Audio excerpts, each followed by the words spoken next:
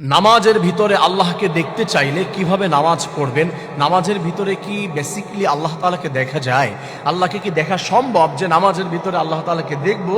আমার প্রিয় ভাই বোনেরা, হযরত আলী রাদিয়াল্লাহু তাআলা আনহুকে জিজ্ঞাসা করা হয়েছিল, আলী তুমি কাকে সিজদা করো? তুমি কি দেখতে পাও? কিছু দেখো নামাজের মধ্যে? হযরত আলী বলেছিল, আমি এমন রবের সিজদা করি না, এমন রবের জন্য আমি নামাজ আদায় করি না যাকে আমি দেখতে পাই না। রাসূল কারীম সাল্লাল্লাহু আলাইহি ওয়াসাল্লাম বললেন, আন তা'বুদাল্লাহা কাআন্নাকা তারা ফাইন লাম তাকুন তারাহু ফাইন্নাহু ইয়ারাক।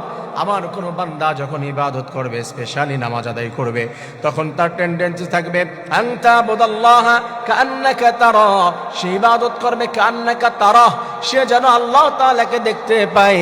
ফাইন লাম তাকুন তারাহু, এটা যদি তোমার ভাবতে বা দেখতে কষ্ট হয়ে যায়, ফাইন লাম তাকুন তারাহু ফাইন্নাহু ইয়ারাক, এই মানসিকতা রাখতে হবে যে আমার রব, আমার আল্লাহ অবশ্যই আমাকে দেখতে পায়। আমার প্রিয় ভাই বোনেরা, রব্বুল আলামিন তার হাবিবের মাধ্যমে আরো জানিয়ে দিয়েছেন, আমার কোন বান্দা, আমার কোন উম্মত যখন নামাজের মধ্যে দাঁড়িয়ে যায়, আকরাবু মা ইয়াকুনুল আবদু মির রাব্বিহি ওয়া হুয়া সাজিদুন ফাআকসিরুদ দুআ। কোন উম্মত নামাজের মধ্যে চলে গেল, স্পেশালি সিজদার মধ্যে, তখন আকরাবু আল্লাহ রাব্বুল আলামিন একবারে নিকটবর্তী হয়ে যায়।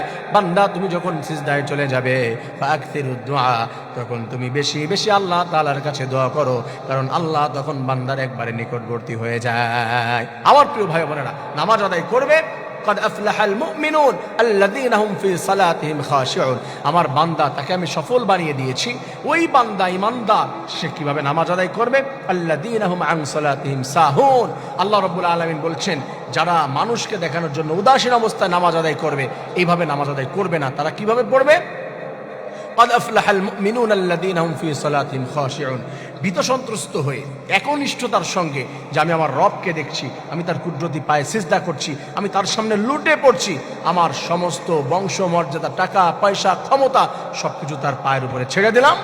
এই টেন্ডেন্সি, এই মানসিকতা নিয়ে যখন সিজদার ভিতরে চলে যাবে, রব্বুল আলামিন বলে যে বান্দা, আমি রব্বুল আলামিনের নূর তুমি নামাজের ভিতরে তখন কল্পনা করতে পারবে। সুবহানাল্লাহ।